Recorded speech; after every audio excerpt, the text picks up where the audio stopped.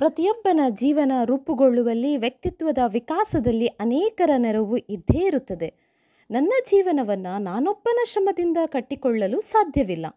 ಅನ್ನವಿತ್ತು ಸಲಹಿದವರು, ಅರಿವಿನ ಬೆಳಕನ್ನು ಬೀರಿ ದಾರಿ ತೋರಿದವರು, ಬದುಕಿಗೆ ಬಲವಾಗಿ ನಿಂತ ಒಡನಾಡಿಗಳು ಗಳಿಂದಷ್ಟೇ ನಮ್ಮ ಜೀವನ ರೂಪುಗೊಳ್ಳುವಲ್ಲಿ ಯಶಸ್ವಿಯಾಗುತ್ತದೆ. ಜೀವನದಲ್ಲಿ ಮೊಟ್ಟ ಮೊದಲು ವಿದ್ಯಾಭ್ಯಾಸ, ಇದರಲ್ಲಿ ಮೊದಲು SSLC. ಇನ್ನೇನು ಕೆಲವು ದಿನಗಳಲ್ಲಿ SSLC ಫಲಿತಾಂಶ ಪ್ರಕಟಗೊಳ್ಳುತ್ತದೆ. ತದನಂತರ ಏನೆಲ್ಲ ಕೋರ್ಸ್ಗಳಿವೆ ಎಂಬುದನ್ನು ಈ ವಿಡಿಯೋದಲ್ಲಿ ನೀವು ನೋಡಬಹುದು. ನಮಸ್ಕಾರ, ಎಲ್ಲರೂ ಹೇಗಿದ್ದೀರಾ? ಮುಂದಿನ ಜೀವನ ಸುಲಲಿತವಾಗಿ ಸಾಗಲು ನಾನು ನಿಮ್ಮೊಂದಿಗೆ ಸಹಕರಿಸಲಿದ್ದೇನೆ ಎನ್ನುವಂಥದ್ದು ಒಂದು ಸಣ್ಣ ಪ್ರಯತ್ನ, ನನ್ನದೊಂದು ಸಣ್ಣ ಪ್ರಯತ್ನ. SSLCಯ ಮುಂದಿನ ಕೋರ್ಸ್ಗಳ ಬಗ್ಗೆ ಈ ವಿಡಿಯೋದಲ್ಲಿ ನಿಮಗೆ ತಿಳಿಸಲಿದ್ದೇನೆ. ಮೊದಲಿಗೆ ಡಿಪ್ಲೊಮಾ ಅಂದರೆ ಪಾಲಿಟೆಕ್ನಿಕ್ ಮಾಡುವಂತಹ ಕೋರ್ಸ್ಗಳು, ಅದರಲ್ಲಿ ಏನೆಲ್ಲ ಇದೆ ಅಂತ ಹೇಳುವಂಥದ್ದನ್ನು ಹೇಳ್ತಾ ಹೋಗ್ತಾನೆ. ಡಿಪ್ಲೊಮಾ ಅಂತ ಹೇಳುವಂಥದ್ದು ಒಂದು 3 ವರ್ಷದ ಕೋರ್ಸ್ ಆಗಿರ್ತದೆ. ಅದರಲ್ಲಿ ಯಾವುದೆಲ್ಲ ಸಬ್ಜೆಕ್ಟ್ಗಳಿದೆ ಅಂದರೆ ಆಟೋಮೊಬೈಲ್ಸ್, ಸ್ಟಡೀಸ್ ಬೇಸ್ಡ್ ಅಂದರೆ ನಮ್ಮ ಮುಂದಿನ ಇಂಜಿನಿಯರಿಂಗ್ ಕೋರ್ಸ್ ಇರುವಂತಹ ಆಟೋಮೊಬೈಲ್ ಕೋರ್ಸ್ ಇದೆ. ನೆಕ್ಸ್ಟ್ ಇನ್ನೂ ಒಂದು ಸಿವಿಲ್ ಇಂಜಿನಿಯರಿಂಗ್ ಅಂದರೆ ಕನ್ಸ್ಟ್ರಕ್ಟ್ ಬೇಸ್ಡ್ ಇರುವಂತಹ ಒಂದು ಸಿವಿಲ್ ಅಂತ ಹೇಳುವಂಥ ಇಂಜಿನಿಯರಿಂಗ್. ನೆಕ್ಸ್ಟ್ ಕಂಪ್ಯೂಟರ್ ಇಂಜಿನಿಯರಿಂಗ್ ಅಂದರೆ ಕಂಪ್ಯೂಟರ್ ಸೈನ್ಸ್ನ ಏನೆಲ್ಲ ನಾವು ಡಿಗ್ರಿಯಲ್ಲಿ ಸ್ಟಡಿ ಮಾಡಿರ್ತೇವೆ ಆ ಬೇಸ್ಡ್ ಕಂಪ್ಯೂಟರ್ ಇಂಜಿನಿಯರಿಂಗನ್ನು ಕೂಡ ಅಲ್ಲಿ ಸ್ಟಡಿ ಮಾಡ್ತೇವೆ. ಇನ್ನು ಒಂದು electrical and electronic engineering, electrical current based ಅಥವಾ ಅದರ ಎಲೆಕ್ಟ್ರಾನಿಕ್ ಬೇಸ್ಡ್ ಅನ್ನು ಸಾಫ್ಟ್ವೇರ್ ಅಥವಾ ಹಾರ್ಡ್ವೇರ್ ಬೋತ್ ಈ ಸಬ್ಜೆಕ್ಟ್ಗಳು ಇಲ್ಲಿ ಇರ್ತದೆ. ಇನ್ನು ಒಂದು ಮೆಕ್ಯಾನಿಕಲ್ ಕೂಡ ಇಂಜಿನಿಯರಿಂಗ್ ಇಲ್ಲಿ ಸ್ಟಡಿ ಮಾಡ್ತೇವೆ. ಅಂದರೆ ಡಿಪ್ಲೊಮೊ ಕೋರ್ಸಲ್ಲಿ ಮೆಕ್ಯಾನಿಕಲ್ ಕೂಡ ಒನ್ ಆಫ್ ದಿ ಬ್ರ್ಯಾಂಚ್ ಆಗಿರ್ತದೆ. ಇದು ಒಂದು 3 ವರ್ಷದ ಕೋರ್ಸ್ ಆಗಿರ್ತದೆ. 3 ವರ್ಷ ಅಂದರೆ SSLC ಮುಗ್ದ ನಂತರ 3 ವರ್ಷ ಪಾಲಿಟೆಕ್ನಿಕ್ ಅಥವಾ ಡಿಪ್ಲೊಮಾ ಮಾಡಿ ನೆಕ್ಸ್ಟ್ 3 ವರ್ಷ ಇಂಜಿನಿಯರಿಂಗ್ ಸೇಮ್ ಸಿವಿಲ್ ತಗೊಂಡ್ರೆ ಸಿವಿಲಲ್ಲೇ ಮಾಡ್ತಾ ಹೋಗ್ಬೋದು. ನೆಕ್ಸ್ಟ್ SSLC ಆದ ನಂತರ PUC ಆರ್ಟ್ಸ್. PUCಯಲ್ಲಿ history, economics, political science, sociology, psychology, geography ಇಂಥ ಸುಮಾರು ಸಬ್ಜೆಕ್ಟ್ಗಳಿದೆ. ಸಬ್ಜೆಕ್ಟಿನ ಜೊತೆಗೆ ಇನ್ನೂ 1-2 ಲ್ಯಾಂಗ್ವೇಜ್ಗಳಿರ್ತದೆ. ಫಸ್ಟ್ ಲ್ಯಾಂಗ್ವೇಜ್ ಮತ್ತು ಸೆಕೆಂಡ್ ಲ್ಯಾಂಗ್ವೇಜ್ ಇರ್ತದೆ. ಅಲ್ಲಿ ನಾವು PUCಯಲ್ಲಿ ಆರ್ಟ್ಸ್ ಜೊತೆಗೆ ಸಬ್ಜೆಕ್ಟ್ ಓದಿರ್ತೇವೆ. ಆ ಸಬ್ಜೆಕ್ಟ್ ಬೇಸ್ಡ್ ನಾವಿಲ್ಲಿ BA ಮಾಡಿರ್ತೇವೆ. BA ಆದ ನಂತರ ನಾವು ವಾಪಸ್ 2 ಇಯರ್ಸ್ನ MA ಕೋರ್ಸ್ ಮಾಡಿರ್ತೇವೆ. ಅದಲ್ಲದೆ PUC ಆರ್ಟ್ಸ್ ಆದ ನಂತರ BA LLB ಲಾ ಬೇಸ್ಡ್ ಸಬ್ಜೆಕ್ಟನ್ನು ಓದ್ಬೋದು. ಅಥವಾ ಜರ್ನಲಿಸಮ್ ಅಂದರೆ ಮಾಸ್ ಕಮ್ಯುನಿಕೇಷನ್, ಈಗ TV ಆ್ಯಂಕರ್ಸ್ ಅಥವಾ RJ ಆ ಥರದ ಜರ್ನಲಿಸಮ್ ಬೇಸ್ಡ್ ಓದ್ಬೋದು. ಹೋಟೆಲ್ ಮ್ಯಾನೇಜ್ಮೆಂಟ್ ಮಾಡ್ಕೋಬೋದು, ಯಾವುದಾದ್ರೂ ಹೋಟೆಲ್ಗಳ ಮ್ಯಾನೇಜರ್ ಆಗಿರುವಂಥ ಸಬ್ಜೆಕ್ಟನ್ನು ಅಲ್ಲಿ ಕಲಿತೇವೆ. BBA ಅಂದರೆ ಬಿಸ್ನೆಸ್ ಅಡ್ಮಿನಿಸ್ಟ್ರೇಷನ್ ಕೂಡ ನಮಗೆ ಅಲ್ಲಿ ಸ್ಟಡೀಸ್ ಮಾಡಲಿಕ್ಕಾಗ್ತದೆ, ಎಲ್ಲಿ ಆರ್ಟ್ಸ್ ಸಬ್ಜೆಕ್ಟ್ ತಗೊಂಡಲ್ಲಿ. BFA ಫೈನ್ ಆರ್ಟ್ಸ್ ಬೇಸ್ಡ್ ಕೂಡ ನಮಗೆ ಒಂದು ಸಬ್ಜೆಕ್ಟ್ ಇದೆ ಡಿಗ್ರಿಯಲ್ಲಿ.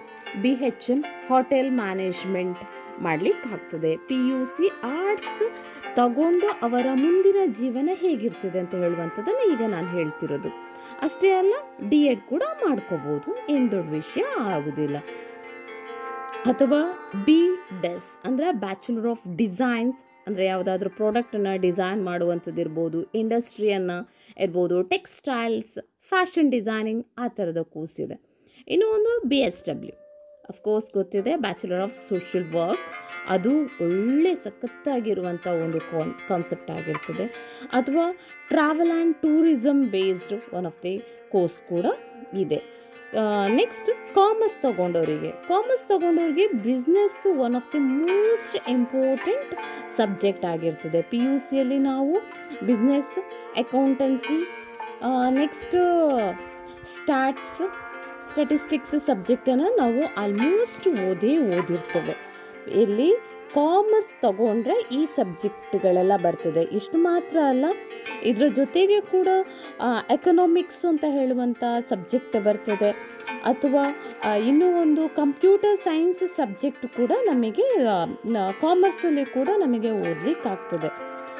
ಬರೀ ಬಿಸ್ನೆಸ್ ಅಕೌಂಟ್ ಮಾತ್ರ ಅಲ್ಲ, along with that computer science, home science ಎಲ್ಲ ಸಬ್ಜೆಕ್ಟನ್ನು ನಮಗೆ ಯಾವುದು ಬೇಕೋ ಆ ಥರ ಅರೇಂಜ್ ಮಾಡಿಕೊಂಡು ನಮಗಿರ್ತದೆ. ಬಟ್ ಯಾವ್ಯಾವ ಕಾಲೇಜಲ್ಲಿ ಇದೆ ಆ ಸಬ್ಜೆಕ್ಟ್ ಇದೆ ಅಂತ ಹೇಳುವಂಥದ್ದು ನಮಗೆ ಗೊತ್ತಿರಬೇಕು. ಅಷ್ಟು ಮಾತ್ರ ಅಲ್ಲ, 4 ಸಬ್ಜೆಕ್ಟ್ ಜೊತೆ 2 ಲ್ಯಾಂಗ್ವೇಜಸ್ ಕಂಪಲ್ಸರಿ. ಹೇಗೆ ನಾವು ಆರ್ಟ್ಸಲ್ಲಿ 4 ಸಬ್ಜೆಕ್ಟ್ ಜೊತೆ ಹೇಗೆ ಇದು ಮಾಡಿರ್ತೇವೆ, 2 ಲ್ಯಾಂಗ್ವೇಜ್ಗಳನ್ನು ನಾವು ಸ್ಟಡಿ ಮಾಡಿರ್ತೇವೆ. After the second PUC commerce ಯಾವುದೆಲ್ಲ ಬ್ರಾಂಚಸ್ಗಳಿದ್ದಾವೆ ಅಥವಾ ಏನು ಕೋರ್ಸಸ್ಗಳಿದ್ದಾವೆ ಅಥವಾ ಏನು ಸ್ಟಡಿ ಮಾಡ್ಬೋದು ಅಂತ ಹೇಳ್ತಾ ಹೋದಾದರೆ, ಫಸ್ಟ್ ಬಿ ಕಾಮಲ್ಲಿ ಡಿಗ್ರಿ ಹೇಳ್ತೇವೆ. ಅದಾದ ನಂತರ MCom ಮಾಡ್ತೇವೆ, ಯಾವುದಾದ್ರೂ ಒಂದು ಸಬ್ಜೆಕ್ಟಲ್ಲಿ MCom ಮಾಡ್ತೇವೆ. ನೆಕ್ಸ್ಟ್ PhD ಮಾಡ್ತೇವೆ. ಇದು ಒಂದು ಸ್ಟ್ರೀಮ್ ಆದರೆ, ಇನ್ನೂ ಒಂದು BBA ಆರ್ಟ್ಸ್ ಅವರು ಮಾಡಲಿಕ್ಕಾಗ್ತದೆ, ಕಾಮರ್ಸ್ ಅವರು ಮಾಡಲಿಕ್ಕಾಗ್ತದೆ. ಇನ್ನೂ ಒಂದು CA ಅಂತ ಹೇಳುವಂಥದ್ದು ಕಾಮರ್ಸ್ ತಗೊಂಡವರು ಮೋಸ್ಟ್ ತಗೊಳ್ಳುವಂಥ ಒಂದು ಎಕ್ಸಾಮ್. ಅಥವಾ ಇಲ್ಲಿ CA ಆಗಿದೆ, CS ಕಂಪನಿ ಸೆಕ್ರೆಟರಿ ಅದನ್ನು ಮಾಡ್ತೇವೆ. CFA ಚಾರ್ಟೆಡ್ ಫಿನಾನ್ಷಿಯಲ್ ಅನಾಲಿಸ್ಟ್, ಇದೆಲ್ಲ ಎಕ್ಸಾಮ್ಸ್ ಬರ್ಕೊಂಡು ಮಾಡುವಂತಹ ಕೋರ್ಸ್ಗಳಾಗಿರ್ತದೆ. ಅಥವಾ ಕಾಮರ್ಸ್ ಮಾಡ್ಬೋದು. ಕಾಮರ್ಸ್ ತಗೊಂಡವರಿಗೆ ತುಂಬ ಸಖತ್ ವ್ಯಾಲ್ಯೂಯಬಲ್ ಇದೆ. ಹೋಗಲಿಕ್ಕೆ ಗೊತ್ತಿಲ್ಲ ಅಂತ ಅಂದ್ಕೊಂಡಿರ್ತೇವೆ. ಬಟ್ ಯಾವ ಕಾಲೇಜಲ್ಲಿ ಆ ಕೋರ್ಸ್ಗಳಿದೆ ಅಂತ ಹೇಳುವಂಥದ್ದನ್ನು ನಾವು ನೋಡ್ತಾ ಹೋಗಬೇಕು. ಅದನ್ನು ತಗೊಂಡ್ರೆ ಮಾತ್ರ ನಮಗೆ ಗೊತ್ತಿರ್ತದೆ. LLB ಕೂಡ ಮಾಡ್ಬೋದು. ನೀವು ಅಂದ್ಕೊಳ್ತೀರಾ ಆರ್ಟ್ಸ್ ತಗೊಂಡವ್ರಿಗೆ ಮಾತ್ರ ಅಂತ, ಕಾಮರ್ಸ್ ತಗೊಂಡವರಿಗೆ ಕೂಡ LLB ಮಾಡ್ಬೋದು. ಸೈನ್ಸ್ ಸಪ್ರೇಟ್ ನಾನೊಂದು ವಿಡಿಯೋ ಮಾಡಿ ಹಾಕಿದ್ದೇನೆ. ಶ್ರುತಿ ಪೇನಲ್ ಚಾನಲನ್ನು ಸಬ್ಸ್ಕ್ರೈಬ್ ಆಗಿ, ಆ ಸಬ್ಸ್ಕ್ರೈಬಲ್ಲಿ ಸೈನ್ಸ್ ತಗೊಂಡು ಮುಂದೇನಾಗ್ತದೆ, ಯಾವ ಸ್ಟ್ರೀಮಲ್ಲಿ ಹೇಗೆ ಇಂಜಿನಿಯರಿಂಗ್ ಮಾಡ್ಬೋದು ಅಥವಾ ಮೆಡಿಕಲ್ ಹೇಗೆ ಹೋಗ್ಬೋದು ಅಂತ ಹೇಳುವಂಥದ್ದನ್ನು ಕೂಡ ನಾನು ಈ ಚಾನಲಲ್ಲಿ ಹೇಳಿದ್ದೇನೆ.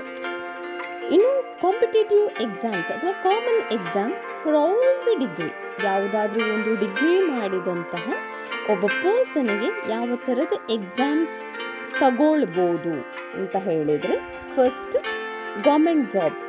ಯಾವುದೇ ಗೌರ್ಮೆಂಟ್ ಜಾಬಿಗೆ ಫಸ್ಟ್ ಕೇಳುವಂಥದ್ದು ಆಲ್ಮೋಸ್ಟ್ ಬೇಸಿಕ್ ಕೇಳುವಂತಹ ಕ್ವಾಲಿಫಿಕೇಷನ್ ಅಂದರೆ ಎನಿ ಡಿಗ್ರಿ, ಅದು ಟೀಚಿಂಗ್ಸ್ ಇರ್ಬೋದು, ಏನಾದರೂ ಇದ್ದರೆ.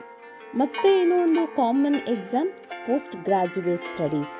ಯಾವುದಾದ್ರೂ ನೆಕ್ಸ್ಟ್ ಈಗ ಡಿಗ್ರಿ ಆದ ನಂತರ ಮಾಸ್ಟರ್ಸ್ ಮಾಡಬೇಕು ಅಂತ ಹೇಳಿದ್ರೆ ಅಲ್ಲಿ ನಾವು ಎಕ್ಸಾಮ್ಸ್ ತಗೊಳ್ಳೇಬೇಕಾಗ್ತದೆ. ಪ್ರೊಫೆಷನಲ್ ಎಕ್ಸಾಮ್ಸ್ ಇರ್ತದೆ. ಇನ್ನೂ ಒಂದು UPSC ಎಕ್ಸಾಮ್ ಗೊತ್ತಿದೆ, IAS IPS ಅವರಿಗೆ ಬೇಸಿಕ್ ಬೇಕಾಗಿರುವಂತಹದ್ದು any degree. Staff selection commission ಈ ಎಕ್ಸಾಮ್ SSC ಎಕ್ಸಾಮ್ಸ್ ಕೂಡ ಆಗಿರ್ತದೆ. ರೈಲ್ವೆ ರಿಕ್ವೈರ್ಮೆಂಟ್ಸ್ ಬೋರ್ಡ್ RRB ಇವರು ಕೂಡ ವೆರಿ ಬೇಸಿಕ್ ಆಗಿ ಹೇಳುವಂತಹದ್ದು ಎನಿ ಡಿಗ್ರಿ ಅಂತ ಕೇಳ್ತವೆ. ಬ್ಯಾಂಕಿಂಗ್ ಸೆಕ್ಟರಲ್ಲಿ ಗೊತ್ತಿರ್ಬೋದು, ಬ್ಯಾಂಕ್ ಹೋದಾಗ ನಾವು ಇವ್ರ ಥರ ಆಗಬೇಕು ಅಂತ ಇಮ್ಯಾಜಿನ್ ಮಾಡಿರ್ತೇವೆ. ಬಟ್ ಅವರು ಏನು ಓದಬೇಕು ಅಂತ ಗೊತ್ತಿರಲ್ಲ. ಮೇಯ್ನಾಗಿ IBPS ಅಥವಾ SBI ಆ ಥರದ ಎಕ್ಸಾಮ್ಸ್, ಅವರ ಎಕ್ಸಾಮ್ಸನ್ನು ನಾವು ಕ್ಲಿಯರ್ ಮಾಡಿಕೊಂಡ್ರೆ ಬ್ಯಾಂಕ್ ರಿಲೇಟೆಡ್ ಜಾಬ್ ಕೂಡ ನಮಗೆ ಆರಾಮ್ಸೆ ಮಾಡ್ಕೊಳ್ಬೋದು. ಅಥವಾ ಡಿಫೆನ್ಸ್ ಎಕ್ಸಾಮ್ಸ್, ಈಗ ಮಿಲಿಟ್ರಿಯಲ್ಲಿ ಹೋಗಿ ಒಂದು ಆಫೀಸರ್ಸ್ ಆ ಥರದ್ದೆಲ್ಲ ಆಫೀಸರ್ಸ್ ಆಗಬೇಕು ಅಂತಾದರೆ ಕೆಲವೊಂದು ಎಕ್ಸಾಮ್ಸ್ ಇರ್ತದೆ. ಆ ಎಕ್ಸಾಮ್ಸನ್ನು ಮಾಡ್ಕೋಬೋದು. CDS ಅಥವಾ NDS ಎಕ್ಸಾಮ್ಸ್ ಕೂಡ ಇರ್ಬೋದು. ಅಥವಾ ಪೋಸ್ಟ್ ಗ್ರ್ಯಾಜುಯೇಟ್ ಎಕ್ಸಾಮ್ಸ್ ಯಾವುದೆಲ್ಲ ಅಂತ ಹೇಳಿದರೆ, ಒಂದು ಮೇಯ್ನಾಗಿ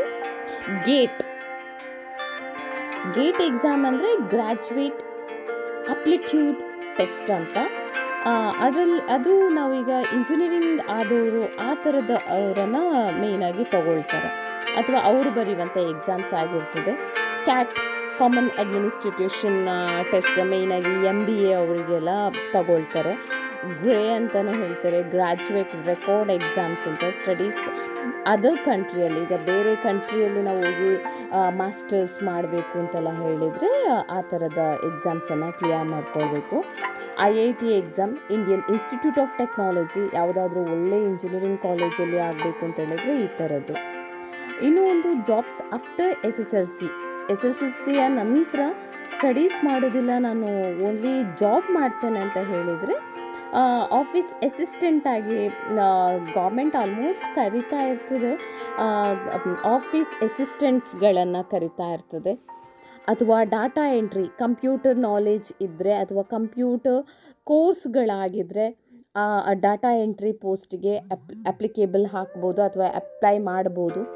ಸೆಕ್ಯೂರಿಟಿ ಗಾರ್ಡ್ ಇರ್ಬೋದು. ಸೆಕ್ಯೂರಿಟಿ ಗಾರ್ಡ್ಗೂ ಕೂಡ ಮೇಯ್ನಾಗಿ ಹೆಚ್ಚಿನ ಕಡೆಯಲ್ಲಿ ನಾವು ಏನು ಮಾಡ್ತೇವೆ ಅಂತ ಹೇಳಿದರೆ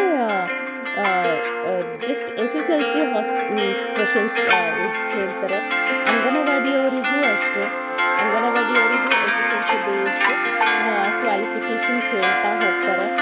ಪೋಸ್ಟ್ ಆಫೀಸ್ ಅಸಿಸ್ಟೆಂಟ್ಸ್, ನಿಮ್ಗೆ ಗೊತ್ತಿದೆ ಯಾವುದೇ ಒಂದು ಪೋಸ್ಟ್ ಆಫೀಸ್ ನಮ್ಮ ಇಂಡಿಯಾದಲ್ಲಿ ಪೋಸ್ಟ್ ಆಫೀಸ್ಗಳಿದೆ, ಅದರ ಮಧ್ಯದಲ್ಲಿ ಪೋಸ್ಟ್ ಮಾಸ್ಟ್ರಿಗೆ ಒಂದು ಹೆಲ್ಪರ್ ಆಗಿರ್ತಾರೆ. ಅವರು SSLC ಏನೂ ಇಲ್ಲ, ಅವರಿಗೆ ಡೈರೆಕ್ಟ್ SSLC ಮಾರ್ಕ್ ಬೇಸ್ಡ್ ಅವರನ್ನು ಸೆಲೆಕ್ಷನ್ ಮಾಡ್ತಾ ಹೋಗ್ತಾರೆ. ಪಿಯೋನ್ ಇರ್ಬೋದು, ಡ್ರೈವರ್ಸ್, ಅದು ಕೂಡ SSLC ಮಾರ್ಕ್ ಬೇಸ್ಡ್ ಇರ್ತದೆ. ಟೈಪಿಸ್ಟ್ ಅಂತ ಹೇಳಿದರೆ ನಮಗೆ ಟೈಪ್ ಮಾಡಲಿಕ್ಕೆ, ಅಂದರೆ ಕೆಲವೊಂದು ಕಡೆ PU ಕೇಳ್ತಾರೆ, ಕೆಲವೊಂದು ಕಡೆ ಏನು SSLC ಬೇಸ್ಡ್ ಕೂಡ ಕೇಳ್ತಾ ಹೋಗ್ತಾರೆ.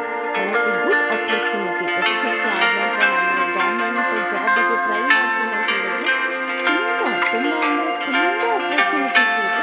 ಬಟ್ ನನಗೆ ಗೊತ್ತಿರಬೇಕು ಹೇಗೆ ಹೋಗೋದು, ಏನು ಯಾವ ಎಕ್ಸಾಮ್ಸನ್ನು ಕ್ಲಿಯರ್ ಮಾಡಬೇಕು. ಎಷ್ಟೇ ಓದಿದ್ರು ಇವತ್ತಲ್ಲ ನಾಳೆ ಹೋಗುವಂಥದ್ದು ಜಾಬ್. ಏನಾದರೂ ಹೋಗ್ತೇವೆ, ಜಾಬ್ ಹುಡುಕ್ತೇವೆ, ವರ್ಕ್ ಮಾಡ್ತೇವೆ. ಯಾಕಂದರೆ ಜೀವನ ನಡೆಯುವಂಥದ್ದು ಒಂದು ಇದರಲ್ಲಿ ಅಲ್ವಾ, ವರ್ಕ್ ಮಾಡಲೇಬೇಕು. ಅದು ಏನೇ ವರ್ಕ್ ಆಗಿರ್ಬೋದು. SSLC ಮಾಡಿದ ನಂತರ ನಮಗೆ ವರ್ಕ್ ಮಾಡಲಿಕ್ಕೆ ಆಪರ್ಚುನಿಟಿ ಇದೆ ಅಷ್ಟೇ. ವರ್ಕ್ ಮಾಡ್ತಾ ಸಕ್ಸಸ್ ಆಗುವಂತಹದ್ದು ಜೀವನದಲ್ಲಿ ಸಕ್ಸಸ್ ಆಗಲಿಕ್ಕೆ hard work, consistency, focus main ಆಗಿ ಬೇಕಾಗಿರುವಂತಹದ್ದು. ಹಾರ್ಡ್ ವರ್ಕ್ ಇದ್ದರೆ ಅಷ್ಟೇ ಚಾನ್ಸ್ ಇರ್ತದೆ. Cannot be believe in luck, believe in hard work. Thank you.